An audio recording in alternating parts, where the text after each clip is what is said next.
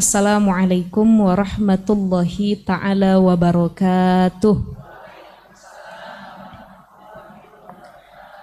Alhamdulillah wassalatu wassalamu ala Rasulillah Muhammad ibni Abdullah wa ala alihi wa sahbihi wa mawalah. Rabbi shrahli sadri wa yassirli amri wahlul uqdatam min lisani yafqahu qawli. Allahumma faqihna fid din wa 'allimna ta'wil. Qala Allah Ta'ala fi kitabihil karim subhanaka la ilma lana illa ma 'allamtana innaka antal alimul hakim. Amma ba'd. Mari sama-sama ibu-ibu kita baca Ummul Quran surat Al-Fatihah. Kita khususkan sebagaimana biasanya kepada pengarang kitab Nasoihul Ibad ala hadihi niyah wa ala kulli niyatin sholih khususan mu'alif.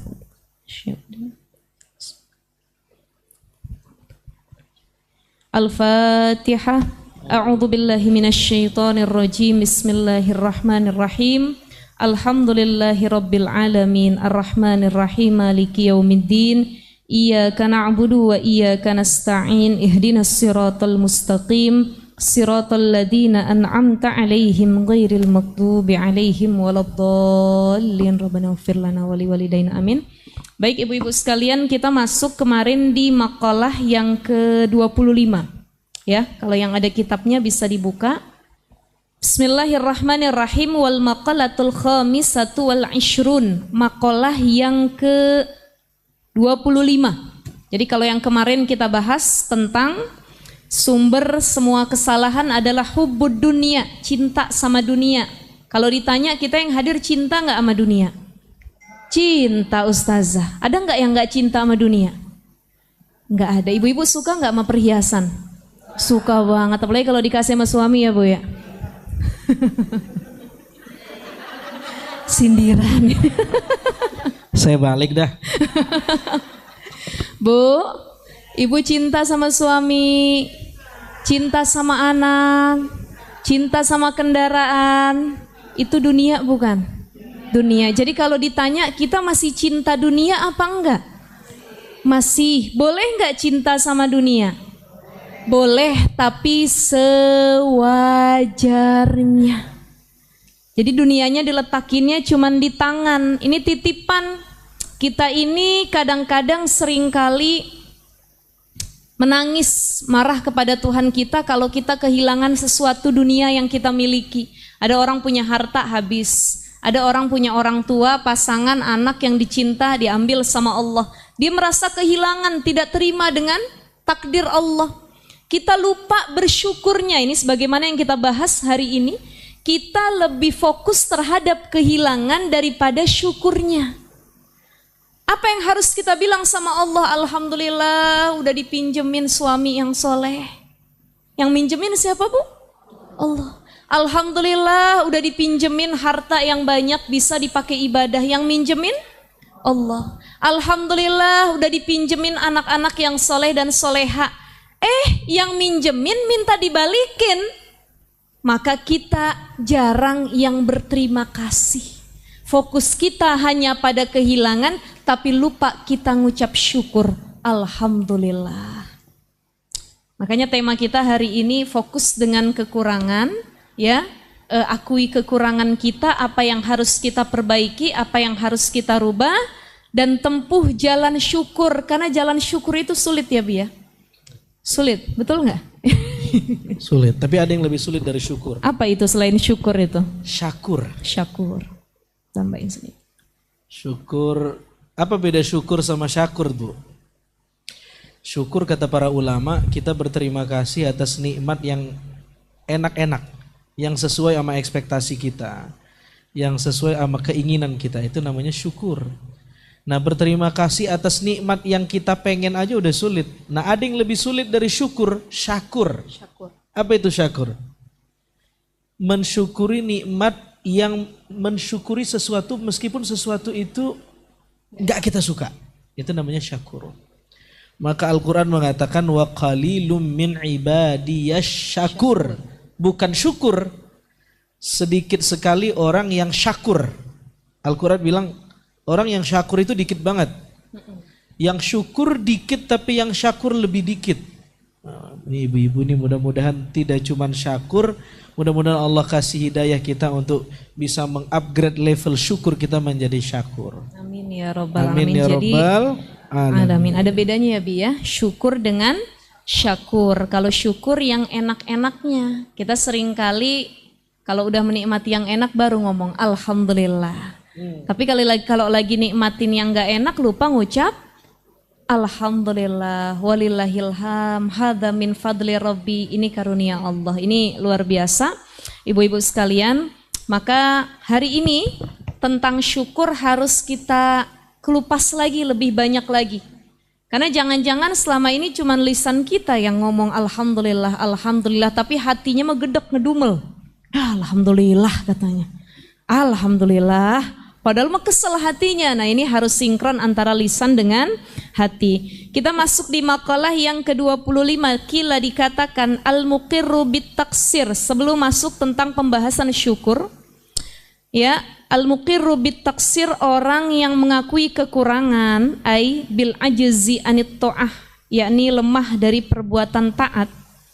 Abadan mahmudun. Mereka selamanya orang yang terpuji. Jadi ada orang-orang yang mereka itu sebenarnya orang soleh, orang taat. Tapi mereka nggak mau bilang diri mereka orang taat. Paham nggak ibu-ibu? Walaupun dia rajin ibadah, amalnya banyak, dia dekat sama Allah, tetap dia bilang apa? Saya mah lemah, ibadah saya dikit, saya mah belum taat, saya masih jauh dari kata soleh, soleha. Ya, banyak kurangnya saya dalam taat kepada Allah Subhanahu wa Ta'ala. Abadan mahmudun, ini orang terpuji yang model begini nih, gitu. Wal iqraru bit taksir, dan mengakui kekurangan alamatul qabul. Orang yang mengakui kekurangan ketika dia berusaha taat kepada Allah, ketika dia lagi beramal, ketika dia lagi ibadah, dia merasa kurang. Saya mah banyak kurangnya, jangan sebut saya soleh, soleha, ya. Jangan sebut saya taat, masih kurang ya. Jangan gitu dah ngomongnya bahasa kitanya. Maka di sini disebut alamatul qabul, tanda orang tersebut amalnya diterima sama Allah. Ya Allah ya Rabb. Jadi apa tanda orang yang amalnya diterima dan dia dapat pujian dari Allah?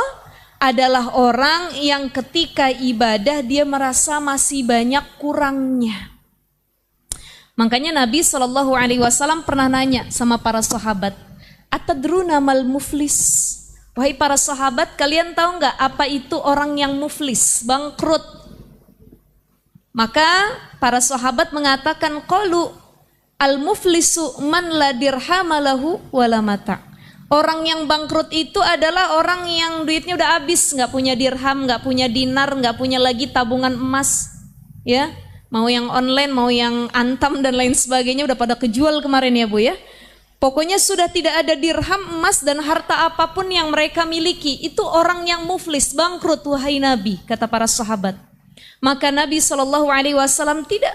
Orang muflis itu bukan mereka yang nggak punya harta, nggak punya perhiasan, nggak punya properti, bukan.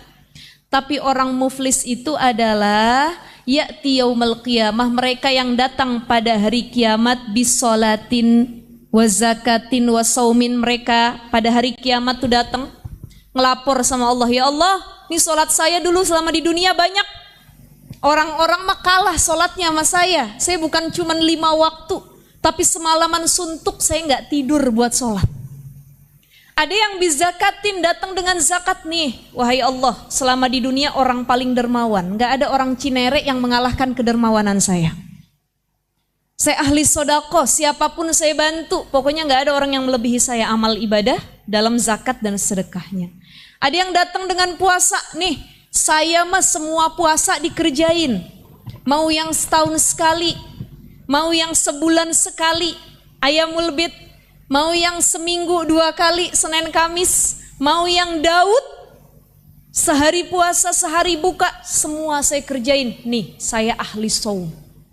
Datang dengan sholatnya, puasanya, zakatnya, tapi kata Rasulullah SAW, waqad syatama hadza wa qadzafa hadza. Ini orang yang banyak amalnya, banyak sholatnya, banyak zikirnya, banyak puasanya, zakatnya.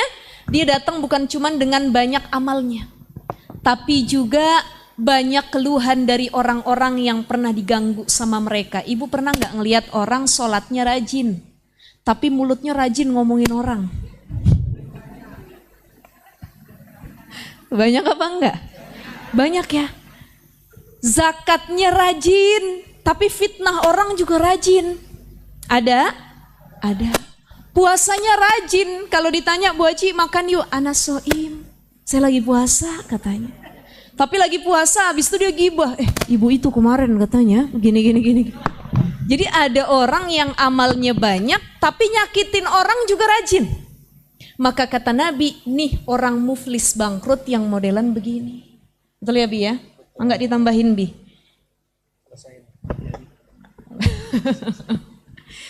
Kita lanjut ibu-ibu ya. Li'annahu isyaratun ila adamil ujbi wal kibri. Karena orang yang lagi proses taat kepada Allah, lagi ibadah, dia merasa banyak kurangnya, ya, banyak nakisnya, banyak alfanya, belum sempurnanya, itu sesungguhnya lagi ngejaga diri dan hatinya dari ujub dan takabur. Kan kita udah bahas terkait sombong waktu itu ibu-ibu. Ada seorang ulama Mesir namanya Syekh Mutawalli Asy-Sya'rawi. Ya, kalau orang-orang yang suka tampil di depan kayak kita ya Bi ya, orang-orang yang suka bicara atau jadi public figure itu biasanya rasa sombong dan ujubnya lebih gampang hadir. Sama sebagaimana Syekh Mutawalli Asy-Sya'rawi satu ketika pernah saya kisahkan ke ibu-ibu waktu itu. Beliau itu lagi ngajar di depan para muridnya, tiba-tiba terpesit rasa ujub, bangga diri. Waduh, ini saya paling alim di antara yang lain. Ini saya paling hafal Quran. Ini saya paling dekat sama Allah. Paling luas pengetahuan saya dibanding yang lain nih. Biarpun yang lain yang duduk guru-guru juga, tapi saya paling, kata Syekh Mutawalli Asy-Sya'rawi. Tapi ketika beliau hadir rasa ujub, langsung istighfar, ingat. Makanya orang yang dekat sama Allah, salah satu karunia terbesarnya, kata Ibnu Athaillah As-Sakandari, nikmat terbesar buat orang yang dikasih hikmah cahaya Allah adalah ada orang yang bertahan dalam batasan-batasan Allah. Dia mau bikin dosa tapi nggak jadi, atau sudah hampir berbuat dosa, disadarin sama Allah, itu nikmat terbesar. Ibu bawa berita nih, mau disampaikan di Rumil sama kawan-kawan Rumil. Udah gatel banget ujung bibir ibu pengen ngomong, baru duduk. Begitu baru duduk mau ngomong, lagi narik napas, disadarin sama Allah, kita langsung istighfar. Astagfirullahaladzim, gak jadi deh saya ngomong deh. Itu tandanya Allah sedang halangi kita untuk berbuat maksiat. Ya Allah. Bu, seneng gak kalau dikasih karunia itu sama Allah? Jadi belum bikin dosa udah ditahan sama Allah, buru-buru istighfar lagi. Syekh Mutawalli Asy-Sya'rawi kala itu ujubnya timbul, baru kelar, tapi buru-buru dikasih kesadaran sama Allah, beliau istighfar, astagfirullahaladzim. Balik beliau, dibuka bajunya, jubahnya, imamahnya, pecinya, masuk ke dalam WC di masjid. Beliau sikat kamar mandi, dicariin sama murid-muridnya. Ini guru kita mana?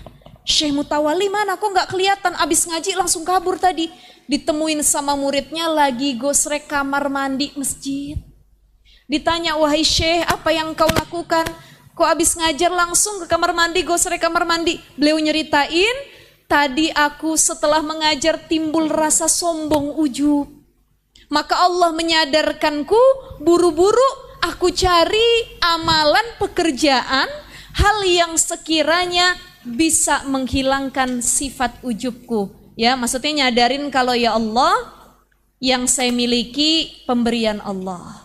Gak ada yang beda di hadapan Allah, yang beda cuman orang-orang yang bertakwa. Begitu ya ibu-ibu ya.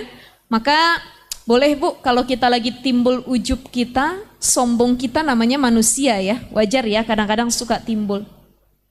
Lakukan hal yang kebalik dari yang biasanya kita lakukan. Contoh, ibu-ibu punya mobil bagus, mewah, keluaran terbaru, listrik yang model terbaru. Begitu naik mobil listrik atau naik mobil yang baru, timbul rasa sombong, dibuka jendelanya. Shh, Ya kesian bener yang naik sepeda sama motor tuh. Beda sama saya, enak bener nih naik mobil nih katanya. Timbul rasa sombongnya. Buru-buru istighfar, turun dari mobil, kalau bisa naik angkot sama naik ojek. Kenapa? Biar tafakur diri. Biar nggak sombongnya keterusan. Maka kita bilang, ya Allah, begini rasanya naik motor ya kehujanan. Begini rasanya naik angkot, dempet-dempetan. Begini ya rasanya ya Allah kalau nggak naik mobil pribadi sendiri. Jadi boleh kita cari amalan atau perkara yang bisa menurunkan sifat ujub dan takabur kita. Begitupun dalam hal ibadah. Ya, dalam hal ibadah kadang-kadang ujubnya kita timbul. Nih, saya yang paling syar'i. Nih saya yang paling fasih baca Qur'annya. Nih saya yang sholatnya paling banyak kalau di total-total. Yang lain mah anak baru semua. Sombongnya timbul, buru-buru kita istighfar dan lihat setaat apapun kita nih hamba yang lemah, banyak kurangnya. Makanya ada satu yang menarik luar biasa ya ibu-ibu sekalian yang dimuliakan Allah. Kata Imam Bishr, ujub itu adalah engkau anggap banyak amalmu ya, dan kau anggap sedikit amal manusia selain dirimu. Itu ujub, kata Imam Bishr. Jadi ujub itu apa ibu-ibu? Engkau menganggap amalmu banyak dan engkau anggap amal orang lain itu sedikit. Cuman kamu doang yang banyak, kamu doang yang ahli sedekah, kamu doang yang ahli puasa, orang lain mah nggak ada, gitu. Itu kata Imam Bishr. Ada lagi kata Imam Abu Yazid Al-Bustami mengatakan, madamal abdu yadhunnu anna fil khalqi man huwa syarrun minhu fahuwa mutakabbir. Jadi selama seorang hamba masih mengira bahwa ada makhluk Allah yang lebih buruk darinya dalam hal apapun, maka dia orang sombong. Faham ibu-ibu? Faham ibu-ibu? Kita ngerasa cantik begitu kita ngaca, cantik bener nih. Masya Allah. Kan main dah orang Cinere aja kayak orang Inggris modelan mukanya. Cakep bener ya. Begitu ngaji kita ketemu kawan, nganter anak ketemu kawan yang lainnya. Timbul sombong kita. Ya muka dia kan gak kayak muka saya. Muka saya mah blasteran Cinere ini. Cakep saya bilang. Kita nganggep orang buruk, lebih buruk dari kita aja, itu masih sombong kata Imam Yazid Al-Bustami. Kita merasa kaya. Ada orang susah, ya mobilnya model begitu, saya dong mobil yang cakepan begini. Itu terbesit dikit aja dalam hati. Itu kata beliau sudah sombong. Jadi selama engkau menganggap ada orang yang lebih buruk darimu, berarti engkau sombong. Kata Imam Abu Yazid Al-Bustami. Maka perihal ibadah, ketaatan kepada Allah, yuk ukur diri kita, jangan sampai ketaatan kita malah menghilangkan ridhonya Allah. Justru sebaliknya mendatangkan murkanya Allah, sebab taatnya kita karena pengen dipuji, taatnya kita karena sombong, bukan taat yang benar-benar ikhlas kepada Allah, mukhlisina lahuddin, yang benar-benar nyari ridha Allah. Saya nggak butuh lagi validasi pujian manusia, enggak. Yang saya butuh apa? Ridha Allah. Itu ketaatan yang seperti itu insya Allah yang kita inginkan. Baik. Wal maqalatus sadisatu wal ishrun. Ustadz boleh dilanjut makalah yang ke-sadisatu wal ishrun. Bismillahirrahmanirrahim. Taib, ibu-ibu yang dimuliakan Allah Subhanahu wa taala. Kita lanjut ke makalah berikutnya, yaitu yang ke-26. 26 itu setelah 25. Benar Bu ya? Les sempoa semua kayaknya ini di sini. Mudah-mudahan kita bisa istifadah tadi, mengambil pelajaran yang banyak dari makalah yang ke-25. Ada nasihat yang luar biasa kepada kita tentang kita dinasehati agar tidak iddia. Iddia itu penyakit. Apa itu iddia itu? Iddia itu iddia ilwujud, itu artinya narsistik. Penyakit tuh. Jadi kita pengen dianggap wow banget gua ya. Bahasa Arabnya ujub, seakar kata dengan ajib. Ajaib, ajaib kan bahasa Arab itu, mengagumkan. Amaze, dia bilang amazing banget ini. Cuman ketika Dia mengatakan kagum tetapi objeknya bukan keluar tapi ke dirinya, namanya ujub. Atau iddi'ail wujud. Anak sekarang ngomongnya narsistik dia bilang. Dan itu penyakit. Ada satu nasihat dari Syekh Bahauddin An-Naqsyabandi, bagus banget. Dia bilang begini. In lam yara as-saliku aswa min nafsi Fir'aun falaysa min ahli tariqatina. Kalau ada muridku yang belum menganggap dirinya lebih buruk dari Fir'aun, maka dia bukan muridku. Ini agak out of the box nih. Fir'aun kan udah jelas belangsak ya Bu ya.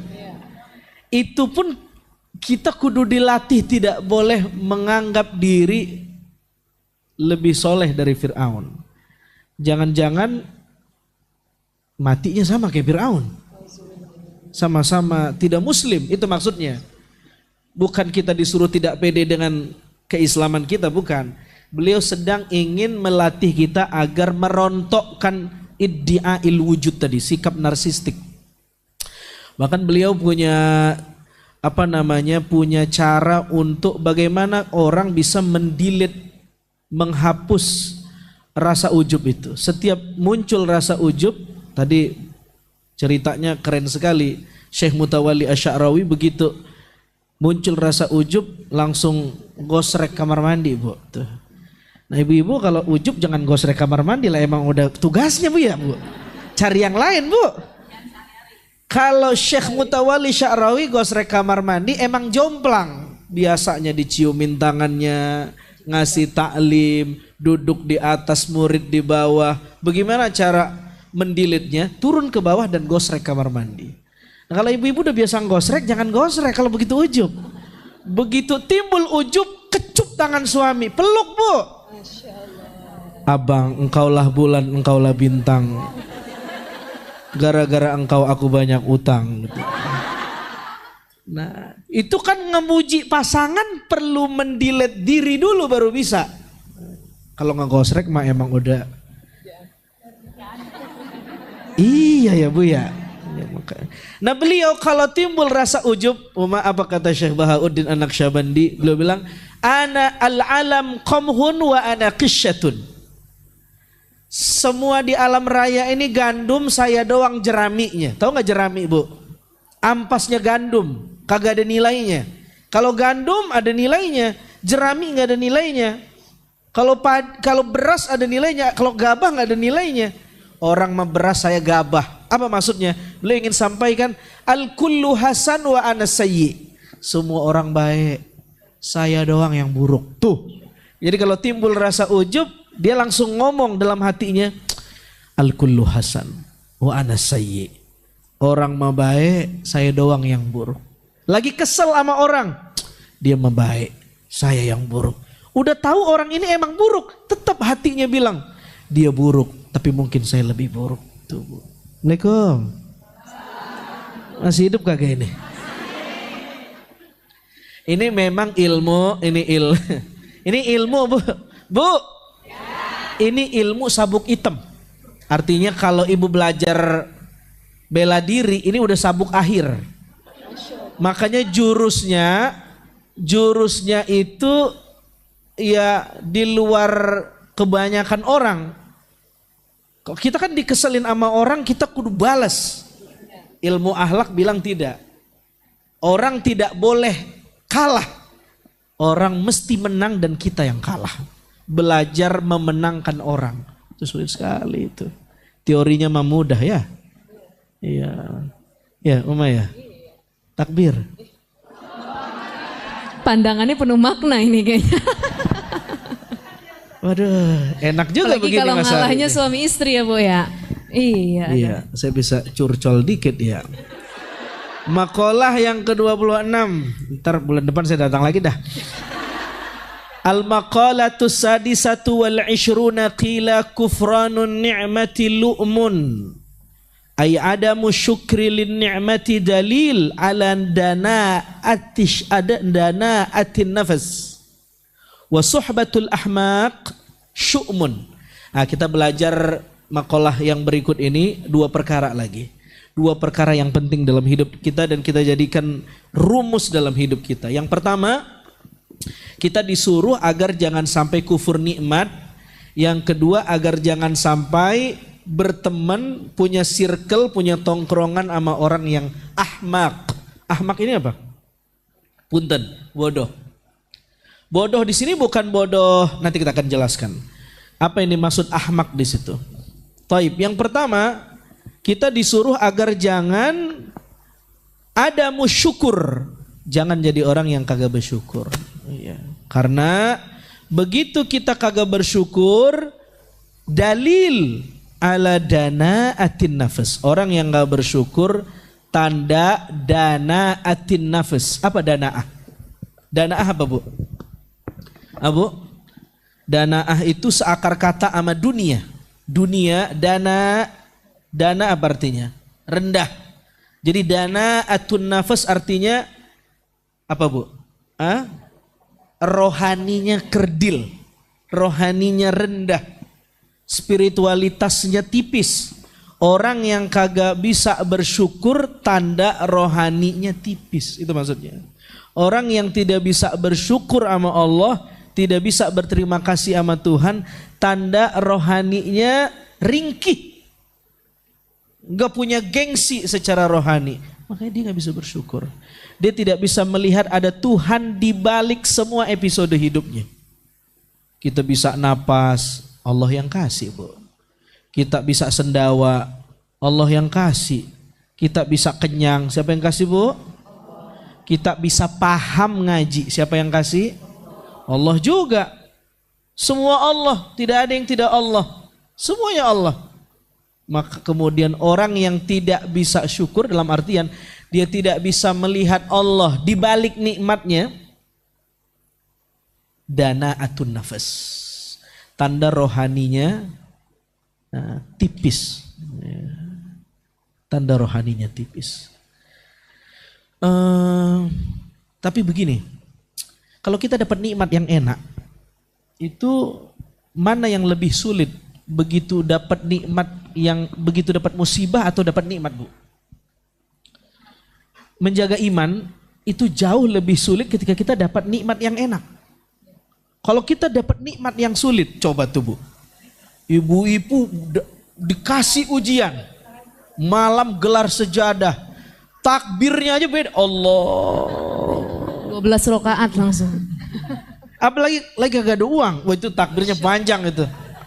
Coba kalau lagi banyak uang, nikmatnya banyak, lupa.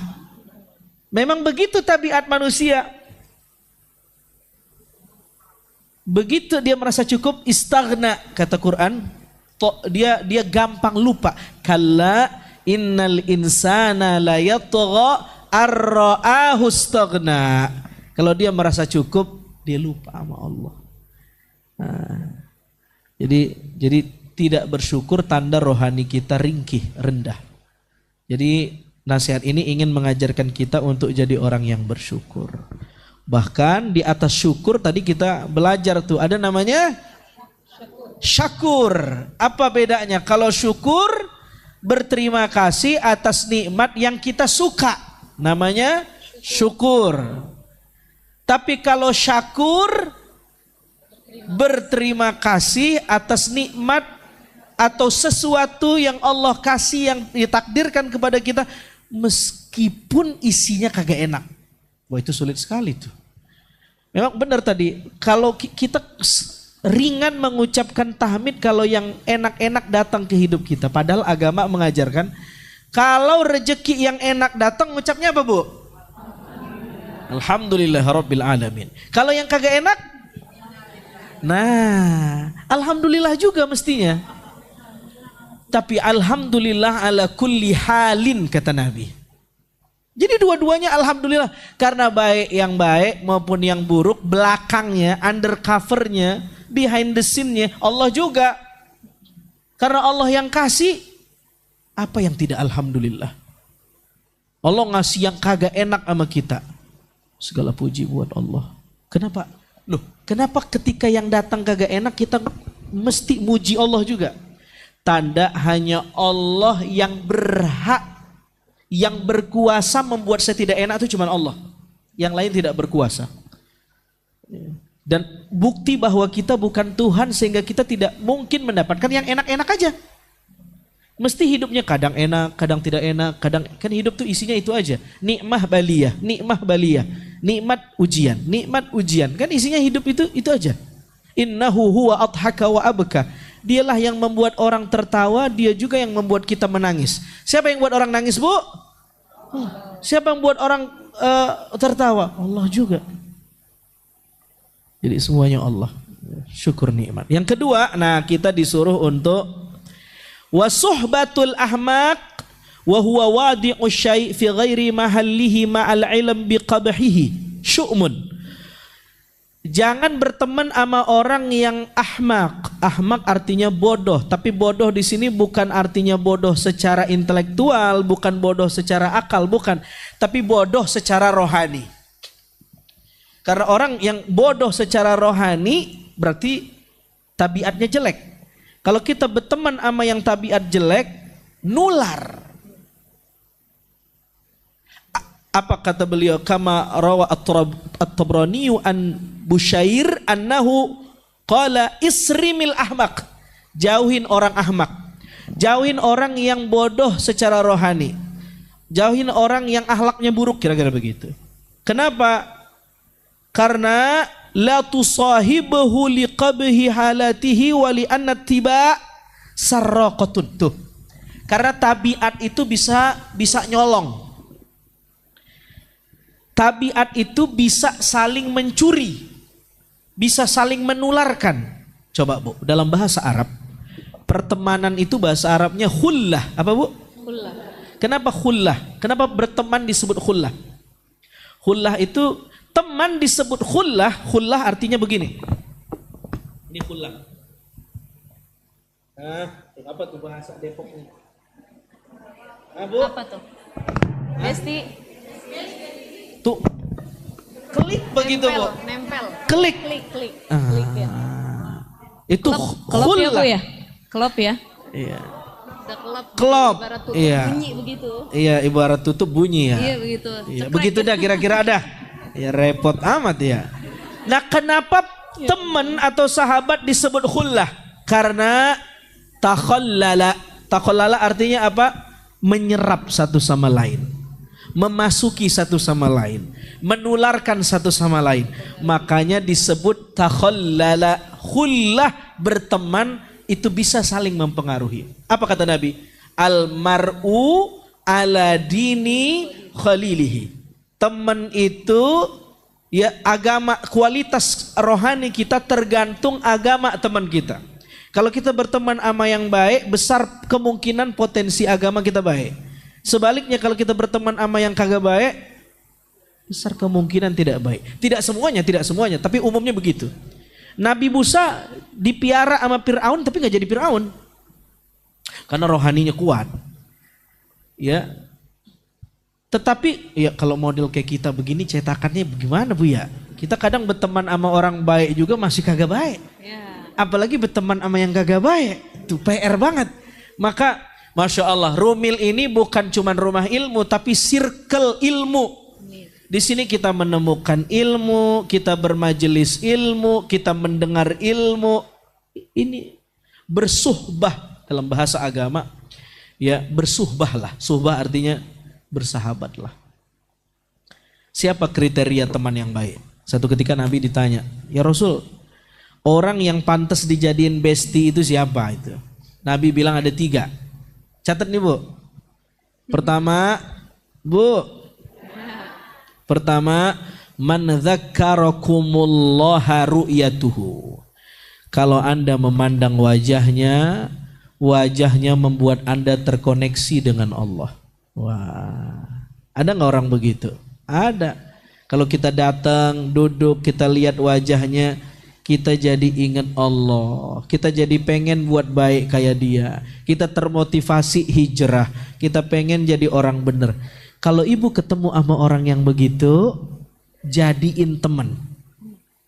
Pepet terus. Iya, kalau bisa dilaminating.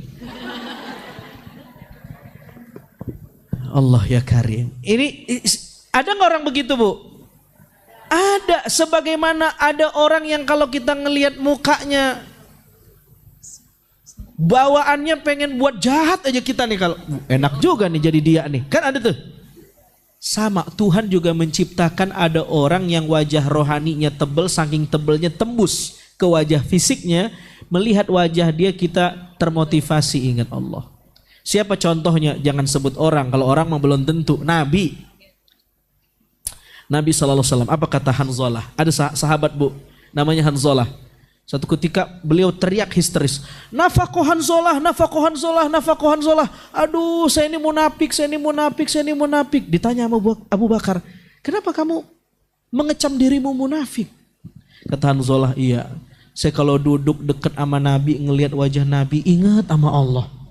Tebel banget iman saya. Tapi begitu saya pulang ketemu muka bini,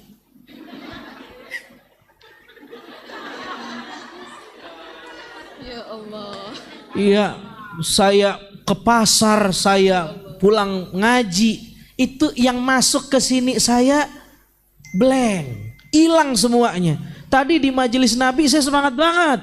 Begitu nyampe rumah buyar itu. Saya munafik benar. Kata siapa, Bu? Hanzalah.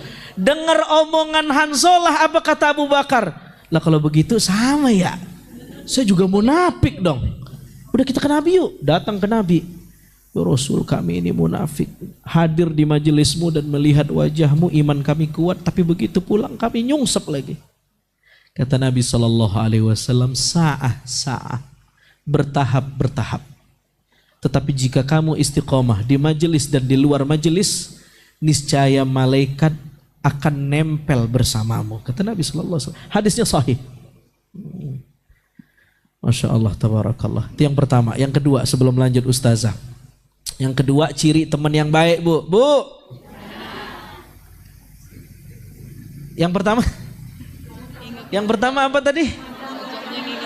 Ngelihat wajahnya ingat Allah. Ini ada orang kalau kita ngelihat wajahnya, gula darah kita naik. Ya Bu ya? Ya Allah ya Karim. Subhanallah. Ya bagaimana nggak naik, punya utang kagak dibayar. Ngelihat wajahnya kan burem mulu. Yang kedua, Bu. Yang kedua, zada fi ilmikum mantiquhu, kata Nabi. Kalau kamu berteman dengan dia, nongkrong sama dia, duduk bersamanya, zada fi ilmikum, ilmumu bertambah. Ibu di rumah bawa 2, begitu duduk sama dia pulang bawa 10. Ilmu itu teman yang baik. Zada fi ilmikum mantiquhu. Jadiin teman. Masya Allah, tabarakallah. Ada nggak yang begitu, Bu? Pasti ada. Ilmunya nggak mesti Quran, hadis, tafsir, nggak mesti. Ilmu apa saja, yang penting ilmunya bermanfaat.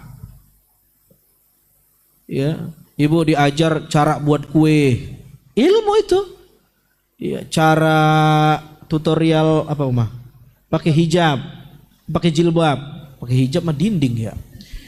Tutorial make up yang syar'i, wah itu ilmu juga, Bu. Tutorial moto, tuh ilmu juga tuh. Pokoknya apa aja. Begitu kita duduk, zada fi ilmikum, patokannya ilmu. Nah kalau kita duduk sama dia, aib orang makin nambah di telinga kita, ini bukan teman yang baik. Begitu duduk gosip, ini bukan teman yang baik, maka jauhin. Wah, paham, Bu? Lah cuman kan ujiannya kita kalau punya teman model berilmu begitu kan kita ngomel, ceramah mulu lu katanya begitu. Iya. Jangan ceramah mulu, gosip dong sesekali. Padahal bukan sesekali, tiap hari gosip. Yang terakhir, man dzakkarakumul akhirata amaluhu. Teman yang baik kalau kita duduk sama dia, kita lihat gesturnya, kita lihat sikapnya, kita lihat budi pekertinya, kita jadi ingat akhirat. Kita lihat sikapnya, kita lihat gesturnya, kita jadi ingin buat baik, kita jadi ingat akhirat, kita jadi ingin ingat mati itu. Jadi takut mati itu. Itu teman yang baik. Jadi kalau ada orang yang kita ketemu ngelihat dia, kita jadi ingat mati, itu bagus itu. Siapa kalau begitu? Takziah, Bu. Itu teman terbaik, salah satunya mayit. Benar saya bilang. Teman terbaik, sahabat paling baik adalah mayit. Ini ada orang meninggal. Inna lillahi wa inna ilaihi rajiun. Ibu berkemas dah tuh. Cepat-cepat datang takziah. Kalau bisa ngelihat wajahnya, lihat wajahnya. Begitu ibu lihat wajahnya, apa yang ibu ingat? Mati. Ingat mati. Ya Allah, ini hari ini dia, besok jangan-jangan bukan saya. Ingat mati tapi belum mau dia. Iya. Jadi ingat mati. Jadi jadiin mayit-mayit itu sahabat.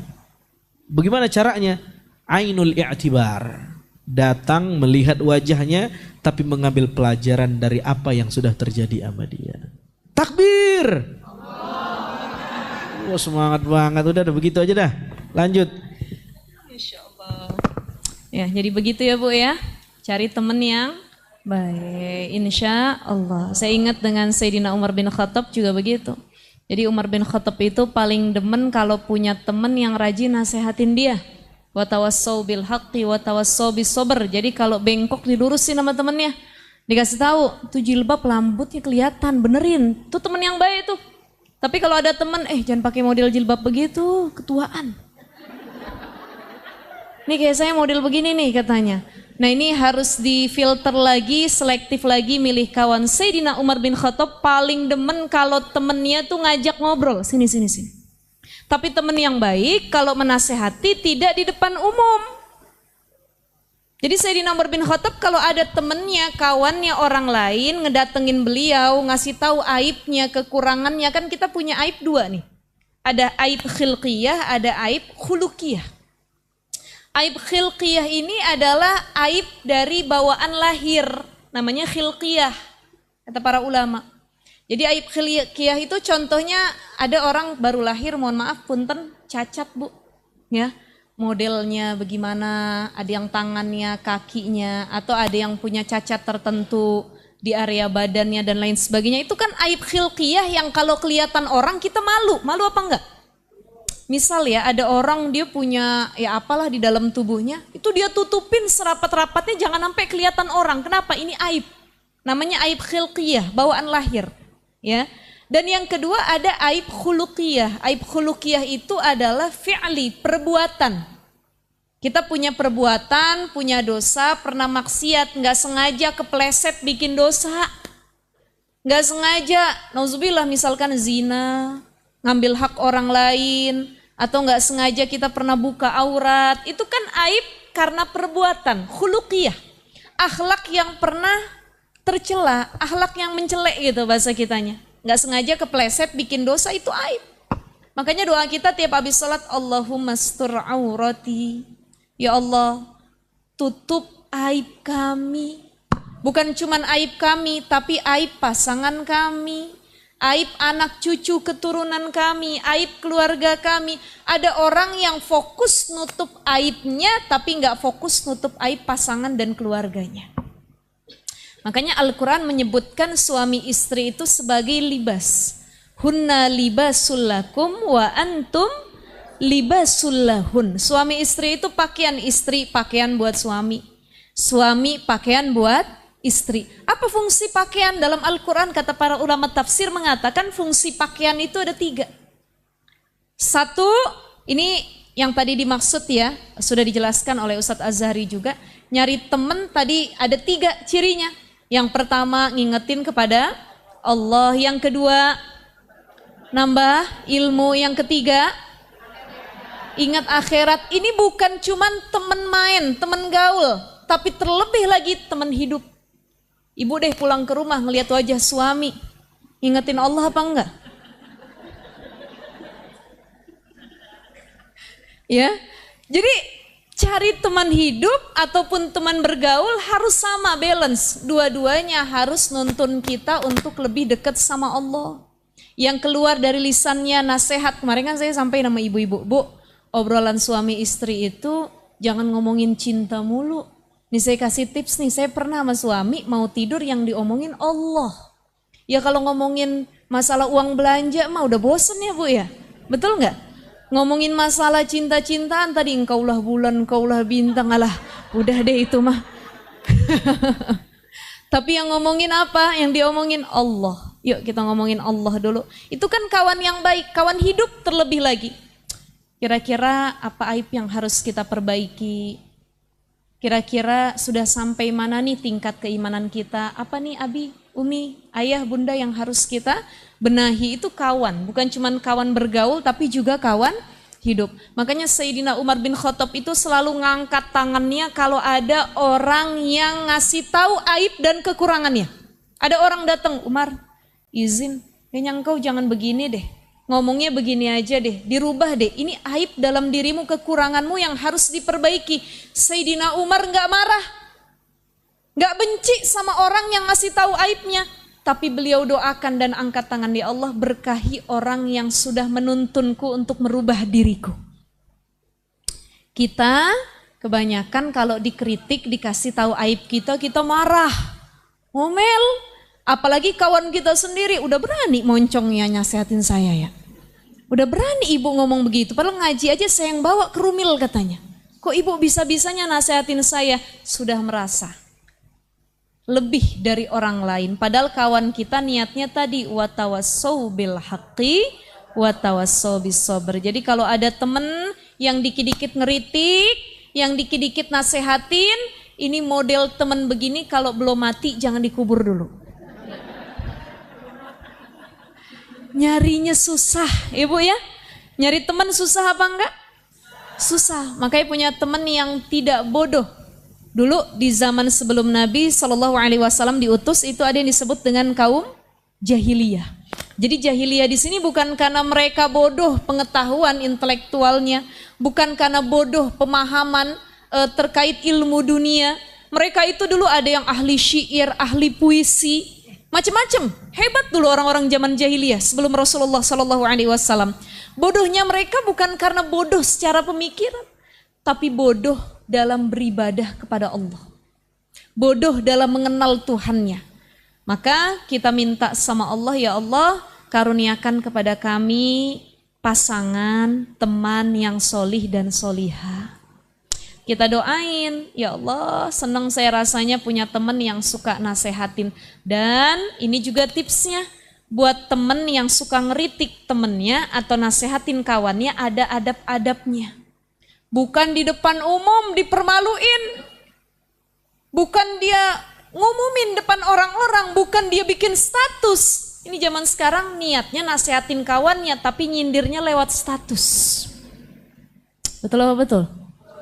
Atau nyindirnya lewat via grup WA.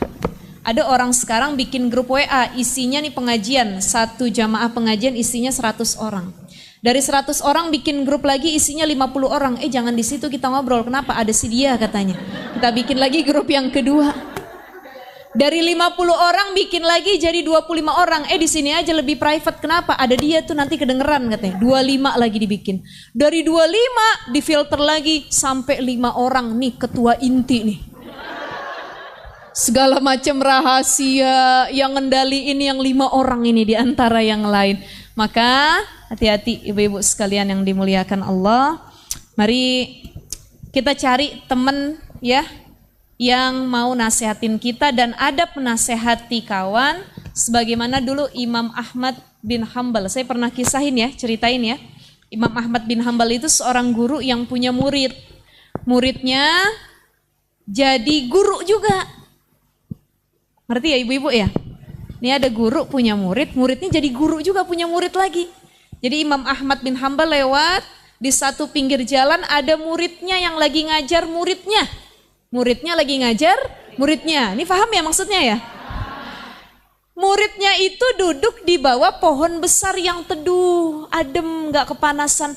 Murid-muridnya jamaahnya yang lain kepanasan duduk.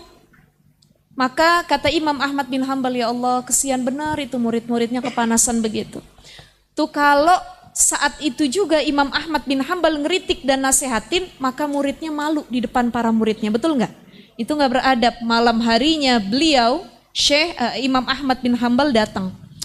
Begitu datang, Assalamualaikum. Waalaikumsalam, kata muridnya. Wahai Syekh, kenapa datang ke rumah saya malam-malam?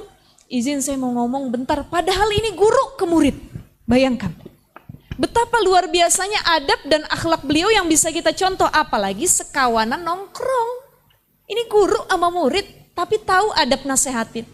Saya pengen ngobrol berdua aja, kalau bisa jangan kedengeran siapa-siapa. Baik Syekh, ngobrol berdua. Kenapa Syekh? Tadi siang saya ngeliat, mohon maaf sekali, kamu ngajarin murid-murid jamaah kamu di pinggir jalan satu tempat. Mereka kepanasan, kamu enak berteduh di bawah pohon. Sungguh saya sedih melihat itu semua. Kalau bisa besok saat kamu ngajar lagi, cari tempat yang semuanya adem, jangan kepanasan juga. Muridnya nangis, wahai Syekh, kenapa enggak engkau kasih saran dan nasihat itu tadi pas aku ngajar? Mungkin aku hilaf, lalai dan lupa ya memperhatikan para muridku. Kata Imam Ahmad bin Hambal apa ibu-ibu? Aku tidak ingin mempermalukanmu di depan orang lain. Jadi kalau ujuk-ujuk beliau datang ngomelin muridnya, otomatis muruah dan kehormatan si guru ini hilang.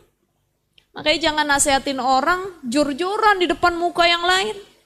Cari, Bu, Ibu, halo. Ini berlaku bukan cuma nasehatin kawan, tapi nasehatin pasangan.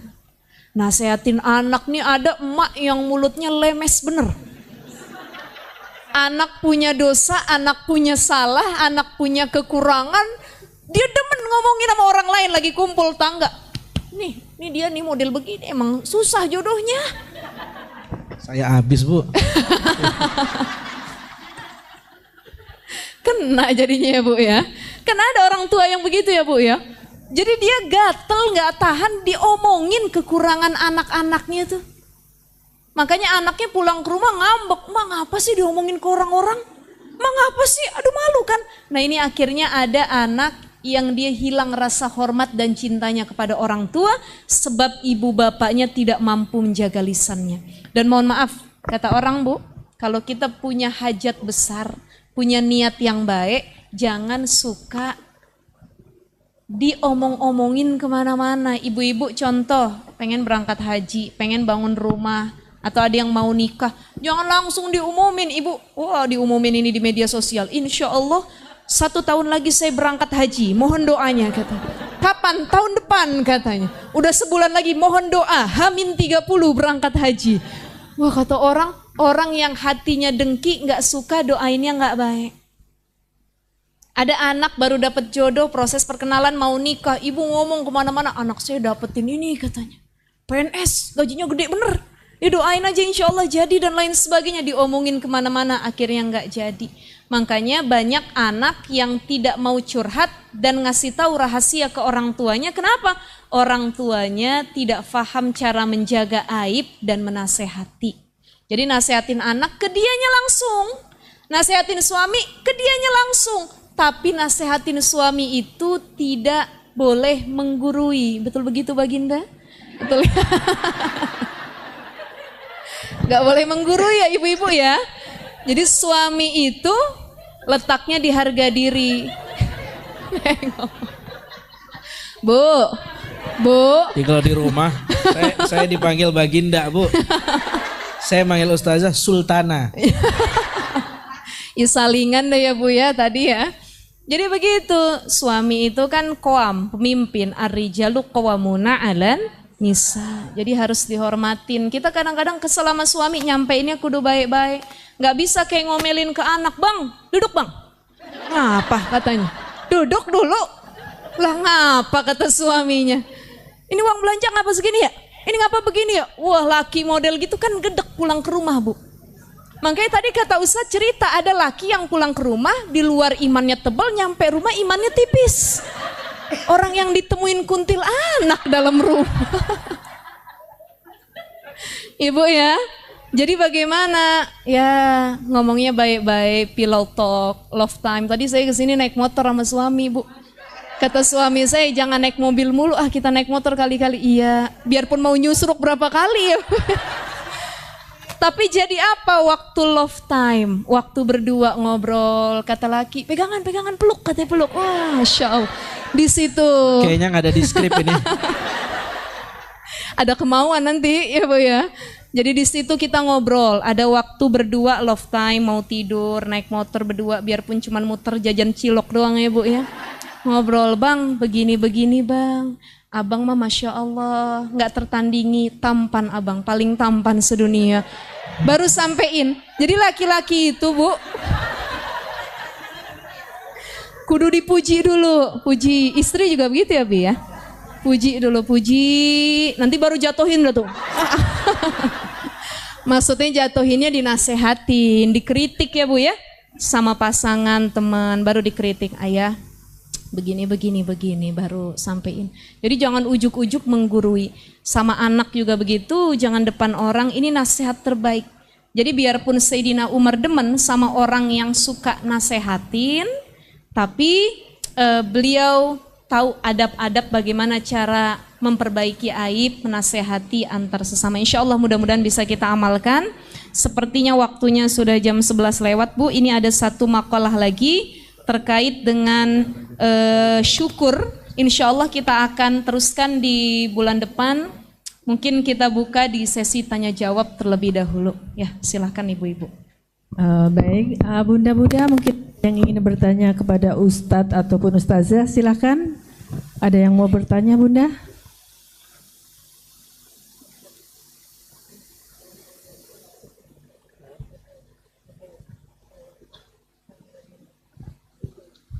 Assalamualaikum warahmatullahi wabarakatuh. Terima kasih Ustadz dan Ustazah, Masya Allah hajian hari ini benar-benar Masya Allah ya. Ini Ustazah yang saya pertanyakan, yang tadi Ustazah bilang, kalau kita ada yang bilang, kamu mah amalnya bagus, suka gini-gini, terus dia merasa ngakui kekurangannya, terus dia, amal saya mah sedikit, saya mah orangnya, tapi kita melihat mimiknya tuh artinya beda Ustazah. Apakah itu yang diomongin itu hanya sebagai kamuflase, maksudnya biar saya pura-pura atau bagaimana? Itu tanda-tanda melihat orang seperti itu bagaimana Ustazah? Apa kita, jadi takutnya kita negatif atau bagaimana Ustazah? Itu yang pertama ya Ustazah, ada dua. Yang kedua ini Ustazah yang tadi judulnya akui kekurangan dan tempuhlah jalan syukur. Apakah dengan seperti kita mengakui kekurangan dan selalu bersyukur itu bisa menghilangkan rasa ujub atau sombong kita? Kan kita kalau manusia ya Ustazah, kalau misalnya kita lagi kayak beramal atau apa, di hati kecil kita, saya aja nih yang paling keren, yang paling bagus itu. Apakah dengan tiba-tiba kita istighfar, astagfirullahaladzim, terus kita, ya Allah gitu, itu bisa menghilangkan semuanya ujub kita langsung hilang atau bagaimana Ustazah? Bismillahirrahmanirrahim. Saya jawab yang pertama, nanti yang keduanya sama Ustadz ya. Kadang ketika kita ngomong, saya mah enggak, amalnya sedikit sama kawan kita, tapi wajahnya beda tuh yang ngomong begitu. Seolah-olah dia lagi pura-pura ya, nggak tahu pura-pura tawadu atau gimana gitu ya. Tapi paling tidak gini, kita tidak mengetahui setiap hati manusia. Mungkin wajahnya emang modelnya begitu. Jadi nggak bisa kita suuzon juga, ini mah orang pura-pura tawadu mukanya nih katanya. Bagaimana kalau ternyata dia tawadu beneran, dia rendah hati beneran, dia benar-benar tidak mau sombong, ya. Jadi kalau model wajah itu kan cover aja, nggak bisa kita langsung menjudge nih orang A, B, C, D, nggak bisa. Ada orang yang wajahnya baik, tapi ternyata tidak baik, kan ada juga. Ya, ada yang wajahnya kelihatan meledek, tidak baik, tapi ternyata dia yang paling tulus. Itu macam-macam. Jadi terkait cover dan mimik wajah orang tidak bisa kita jadikan acuan. Cukup itu urusan Allah. Masalah hati benar-benar mereka tawadu atau tidak, urusan mereka dengan Allah, gitu ya. Jadi seperti itu. Itu simple saja. Abi, yang kedua mungkin bisa dijawab. Apa tadi yang kedua Bu ya?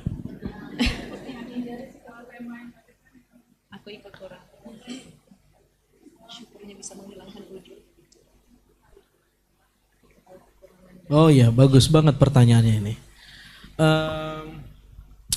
Yang pertama kalau kita memahami tadi ya, saya sebelum kedua tadi tentang muka orang lain. Memang ada itu ilmunya, ilmu fisiognomi namanya. Membaca gestur orang, mikro ekspresi. Ya, kalau hidungnya begini, kalau alisnya begini. Itu ada memang ilmunya. Cuman dalam Islam itu nggak terlalu penting. Mungkin dalam penyidikan penting, membaca orang itu bohong atau tidak, ada ilmunya.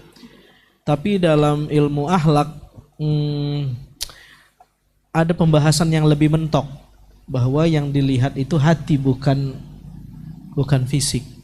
Dan ketika bicara hati, kita nggak bisa mendeteksinya, Bu, kecuali Allah Subhanahu wa taala. Itu ada kisah Abdullah bin Umi Maktum yang menyerobot Nabi sedang asik ngobrol sama orang-orang Quraisy jahiliyah mendakwakan Islam, lagi asik dakwah. Abdullah bin Umi Maktum yang tunanetra ini nyerobot ngomong, "Alimni mimma 'allamakallah ya Rasul." Ajarin saya dong tentang Islam Nabi. Dia tunanetra, nggak bisa ngelihat. Mungkin dia tidak melihat Nabi sedang sibuk berdakwah, tetapi ingin diservis, dilayani tentang Islam, dikasih ilmu. Nah, Nabi ngelengos karena dianggap kedatangan Abdullah bin Umi Maktum ini noise, ya, mengganggu dakwah yang sedang berlangsung. Apalagi dakwah yang sedang didelivery Nabi ini adalah momentumnya jarang terjadi, berdakwah di depan konglomerat. Sekali konglomerat ini masuk Islam, satu gerbong masuk. Ini strategis banget nih. Nabi ngelengos, turun ayat abasa wa tawalla an ja'ahul a'ma wa ma yudrika la'allahu yazzakka. Ya, Nabi dikritik oleh Allah Subhanahu wa taala karena ngelengos dari Abdullah bin Umi Maktum, dan ayatnya bilang wa ma yudrika la'allahu yazzakka. Wahai Nabi, memang engkau tahu apa yang diinginkan oleh Abdullah bin Maktum. Kata-kata wa ma yudrika, kata Syekh Mutawalli Sya'rawi, maknanya adalah menunjukkan bahwa manusia sampai kiamat tidak tahu isi hati orang. Beda dengan Lailatul Qadar, Bu. Al-Quran menggunakan kata wama adroka. Tapi begitu bicara isi hati, wama yudrika. Apa bedanya? Kalau pakai adroka, itu yang dibahas gaib tapi dibocorin jawabannya sama Quran. Wama adroka ma Lailatul Qadar, dijelasin. Lailatul Qadri khairum min alfi syahrin tanazzalul malaika. Apa itu Lailatul Qadar? Gaib. Tetapi dijelasin Lailatul Qadar adalah malam 1000 bulan dan lain-lain. Tapi begitu Quran menggunakan diksi wama yudrika, siapapun tidak tahu kecuali Allah. Wahai Nabi, kenapa engkau melengos di hadapan Abdullah bin Umi Maktum hanya karena kamu berdakwah di depan konglomerat? Apakah hanya karena Abdullah bin Maktum yang datang? Apakah kau tahu isi hati Abdullah bin Umi Maktum? Wama yudrika, enggak tahu, enggak ada yang tahu. Hatta Nabi tidak tahu kecuali Allah Subhanahu wa taala. Jadi tentang ini orang baik apa buruk kita kagak tahu, Bu. Udah anggap aja baik. Al-kullu hasan wa ana sayyi. Orang baik, saya yang kagak baik. Nah, dengan kita mengetahui kekurangan kita, ini kata para ulama, orang yang menyadari kekurangannya, mengkritik dirinya, itu sulit banget, Bu. Sulit gak, Bu? Sulit, Bu. Ya, sulit banget. Bohong kalau bilang enggak mah, saya biasa aja, saya biasa mengkritik diri sendiri. Itu mah berarti dia sedang muji dirinya karena udah ngeritik dirinya. Ya. Itu sulit banget untuk nyalahin diri, mengkritik diri itu sulit. Tetapi kata para ulama, itulah awal jalan orang untuk pengen deket sama Allah. Orang tidak sampai kapanpun orang tidak akan mungkin deket sama Allah kalau dia tidak menyadari kekurangannya. Karena nanti begini, puncak dari kedekatan kepada Allah adalah ketika orang melihat Allah saja dan tidak melihat dirinya. Itu rumusnya. Puncak perjalanan orang menuju Allah, kan kita lagi jalan nih, Bu, kan ke sono kan menuju Allah. Nah, puncak perjalanan kita nih sholat, ngaji di Rumil, emang targetnya apa, Bu? Kan biar pengen dekat sama Allah. Nah, perjalanan pengen deket itu puncaknya ketika orang dia hanya fokus sama Allah, tidak fokus lagi sama dirinya, apalagi sama orang lain. Nah, supaya dia hanya fokus sama Allah, dirinya harus tidak dianggap. Namanya selfless. Bahasa akhlaknya fana. Fana artinya gak penting diri saya. Yang penting Allah saja. Jadi kalau kita, nah orang tidak mungkin mengalami fana, tidak mungkin mengkritik diri kalau dia tidak paham kekurangan dirinya. Begitu dia sadar kekurangan dirinya dan dia terbelalak dengan kedahsyatan Allah, baru bilang, oh ya udah dah, semuanya Allah ternyata. Selesai. Iya. Baru orang kemudian ya jatuh cinta dengan Tuhan. Nah, dia udah gak cinta lagi sama dirinya karena dia tahu dirinya tukang bohong. Ya, banyak busuknya. Nah, dia bilang, wah ternyata Allah lagi. Selesai. Begitu kira-kira ya. Ada lagi pertanyaan ibu-ibu? Ada lagi bunda-bunda yang ingin bertanya, silakan.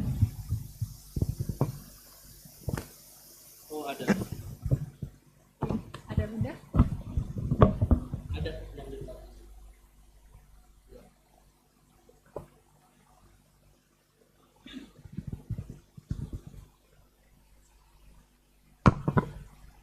Assalamualaikum warahmatullahi wabarakatuh. Ya, mau bertanya di luar tema ya Ustaz. Berkaitan dengan dosa piutang ya Ustaz ya. Dosa piutang. Kalau ada beberapa kajian Ustadz itu kan membicarakan dosa piutang orang tua ke anaknya atau anak ke orang tua. Sedangkan di Al-Quran itu ada beberapa surat yang saya baca, manusia satu tidak menanggung dosa manusia lainnya. Boleh dijelaskan Ustadz? Piutang dosa. Saya belum paham definisi piutang dosa. Iya, jadi kalau di beberapa... Apa memang dia ngutang gitu? Bukan itu maksudnya. Jadi atau kalau karma. Ya, seperti itulah. Kan di beberapa surat, seperti surat yang saya baca, lupa nama suratnya itu, ada surat di situ, manusia satu tidak menurunkan dosa ke manusia lainnya gitu. Tapi sedangkan beberapa ada kajian itu, misalkan orang tuanya berbuat dosa, itu anaknya nanti menanggung, seperti itu loh Tat. Karma kalau kita bahasa kitanya. Ya, boleh dijelaskan ya Ustaz saja. Makasih. Assalamualaikum warahmatullahi wabarakatuh. Iya, bagaimana Bu? Oke, begini. Pertama, istilah karma itu bukan lahir dari kita punya agama. Itu poin pertama. Tetapi kita tidak mau terjebak pada istilah, mungkin istilahnya beda, boleh jadi ada kesamaan. Dalam doa Sayyidul Istighfar ada potongannya begini. Allahumma inni a'udzubika min syarri ma sana'tu. Apa artinya itu? Kan ibu sering baca tuh. Allahumma anta rabbi la ilaha illa anta khalaqtani wa ana abduka wa ana ala ahdika wa ahdika stata'tu a'udzubika min syarri ma. Ya Allah, aku berlindung dari efek kejahatan masa laluku. Min syarri ma sana'tu. Jadi kalau mau disebut karma, kalaupun mau disebut karma, meskipun istilah itu bukan punya kita, ya ada efek dari dosa, tetapi bukan untuk orang, untuk diri kita sendiri.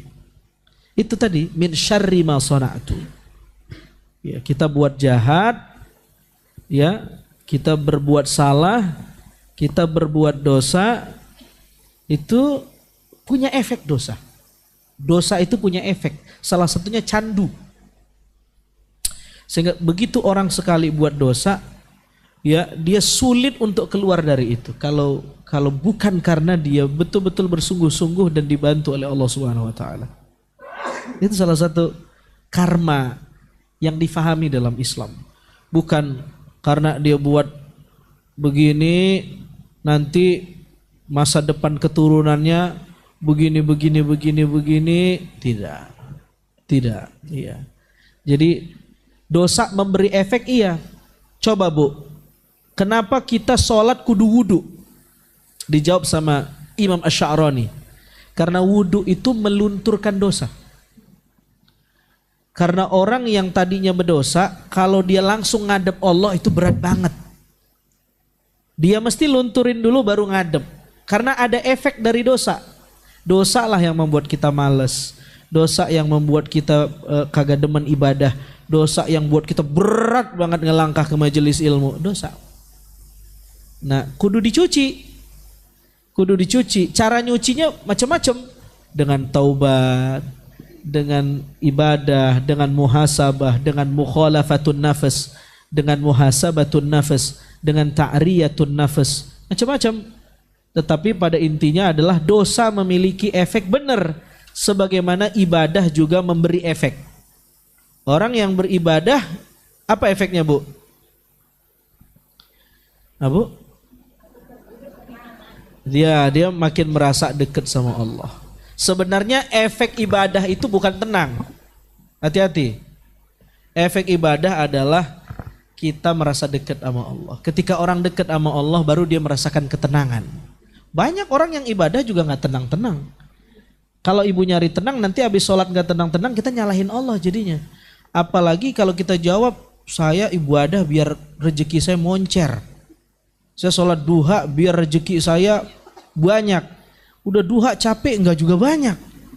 Karena salah memahami ibadah. Jadi Bu, kalau ditanya apakah ada piutang dosa, apakah ada efek dosa? Benar. Ada efek dari dosa. Kalau tidak ada efek dari dosa, tidak ada neraka. Kenapa orang masuk neraka? Karena efek dari yang dibuat. Tapi apakah dosa orang tua turun ke anak? Tidak. Ya, tidak. Ya, setiap kita menanggung apa yang kita perbuat. Wallahu taala alam bissawab. Saya nambahin sedikit ya. Jadi tadi sudah panjang lebar Ustadz menyampaikan intinya sebagaimana dalam surah Al-Fatir ayat 18, wala taziratu waziratu wizra ukhra. Jadi enggak akan kita menanggung dosa orang lain. Misalkan ibu punya anak ibu nggak mau sholat, ditanggung nggak sama saya tuh, ya? Ya kalau kita tidak pernah menasehati atau ngajak anak kita sholat, otomatis kecipratan dosanya. Artinya sebagai orang tua kan tahu, kita punya tanggung jawab, ku anfusakum wa ahlikum. Naro punya anak cuman dibrojolin aja, dikeluarin. Banyak jumlahnya tapi nggak dididik untuk sholat ibadah kepada Allah dan nggak mau nasehatin. Mengajak untuk sholat, maka di sini orang tua juga kecipratan dosa tersebut karena lalai untuk menasehati dan mengingatkan. Tapi kalau sudah dinasehati, diingatkan, diajarkan, dididik dari kecil, ketika dewasa sudah balik, anak tersebut nggak mau sholat, maka itu bukan lagi dosa orang tuanya, sudah kembali ke individu mereka masing-masing. Makanya ada istilah, nggak ada tuh batasan atau akhir orang tua menasehati ketika anaknya sudah dewasa. Mau anak kita sudah jadi orang tua, mau anak kita sudah jadi kakek nenek, mau anak kita sudah punya cucu, tetap menasehati tidak ada berhenti dan batasnya. Nasehatin terus, ya. Sampai kapan? Sampai kita mati. Selama masih komunikasi, ingetin terus. Sholat jangan ditinggalin ya nak. Ajarin istrinya, ajarin suaminya, ingetin anak-anaknya. Itu yang harusnya jadi tugas utama orang tuanya. Tapi kembali lagi, dosa yang dilakukan kembali oleh individu atau mereka masing-masing yang melakukannya. Insya Allah mudah-mudahan kajian kita pagi hari ini jadi reminder muhasabah diri ya Bu ya, terutama untuk bisa melihat apa kekurangan yang ada dalam diri kita. Tadi kata Ustadz, ngeritik diri itu susah. Jadi sangat-sangat luar biasa orang yang bilang, saya mah gampang ngeritik diri saya gitu ya, karena susah tuh. Susah kita ngomelin mulut kita, ngomelin mata kita, ngomelin hati kita, apa yang harus diperbaiki. Maka sering-sering kalau bercermin jangan cuma melihat penampilan kita, tapi lihat batin kita, apa yang harus diperbaiki. Insya Allah jadi kebaikan buat semuanya dan bisa diamalkan buat anak cucu kita. Kita tutup dengan doa. Abi, Naam. silahkan. Mudah-mudahan bermanfaat ibu-ibu yang dimuliakan Allah Subhanahu wa taala dan menjadi muhasabah untuk kita semua. Tadi saya sekelumit 1 menit tentang utang dosa itu. Abu Lahab, Bu, itu kan kurang apa tuh kagak benernya. Sampai dikritik sama Quran karena dosanya banyak sama Nabi. Nanti Abu Lahab punya anak perempuan masuk Islam. Namanya Durrah binti Abu Lahab. Nah, artinya meskipun ayahnya badung, ada anaknya yang beriman. Kenapa tidak menurun dosa Abu Lahab ke anaknya? Ya karena tadi ayatnya dibaca Ustazah, setiap kita bertanggung jawab atas diri kita sendiri. Meskipun nanti Durrah dibully sama para sahabat. Ya binta aduillah, anaknya musuh Tuhan. Lapor ke Nabi, ya Rasul, saya dibully, nangis. Kata Nabi, janganlah kamu berkata yang tidak baik kepada Durrah, karena dia adalah saya dan saya adalah dia. Darah dia mengalir darah kami, darahku mengalir darah dia karena kami bersaudara. Itu cerita singkat tentang bahwa dosa orang tidak mengalir ke kita sebenarnya. Taib, bismillahirrahmanirrahim. Allahumma salli ala sayyidina Muhammad wa ala ali sayyidina Muhammad. Allahumma a'inna ala dzikrika wa syukrika wa husni ibadatika.